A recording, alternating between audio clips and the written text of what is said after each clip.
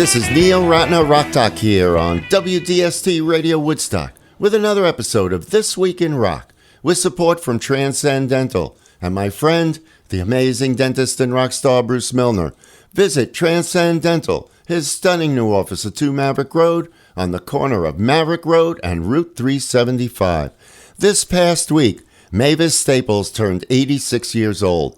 She rose to fame as a member of her family's band, the Staples Singers, of which she is the last surviving member. Named one of the 100 greatest singers of all time by Rolling Stone, Staples was a Kennedy Center honoree, and in 2019, the Rock and Roll Hall of Fame honored her with their inaugural Rock Hall Honors Award for her solo work. However, as Mavis relates, going solo was a very difficult transition. It wasn't easy. It wasn't easy at all. You know, I'd be on stage and I'd be listening for Pops's guitar. I'd be listening for my sister's voices, you know, and it was hard. And I had to talk. You know, I never was one to talk on stage. Either my sister Cleo or my father would do the talking.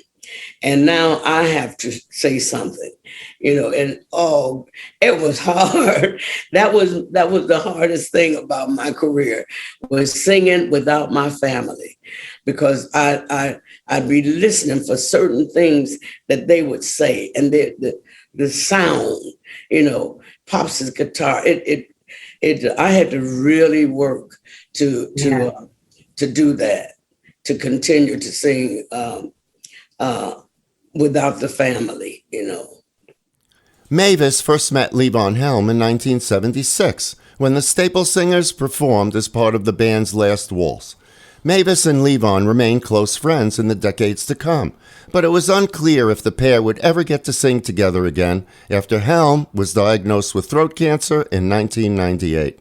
However, by the summer of 2011, Levon was in remission, and Staples arrived in Woodstock to perform at one of Levon's midnight rambles. Levon was feeling good. His voice had returned, and he'd won a pair of Grammy Awards for his 2 most recent solo albums. Staples spent 5 or 6 days in Woodstock, laughing, trading stories, and going for walks around the property with Levon.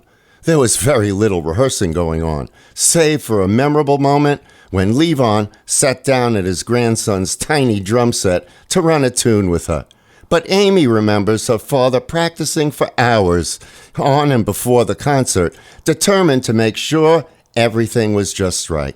Okay, let's listen. From the live album Carry Me Home, with the Levon Helm Band behind them, Mavis Staples, Levon Helm, and The Wait.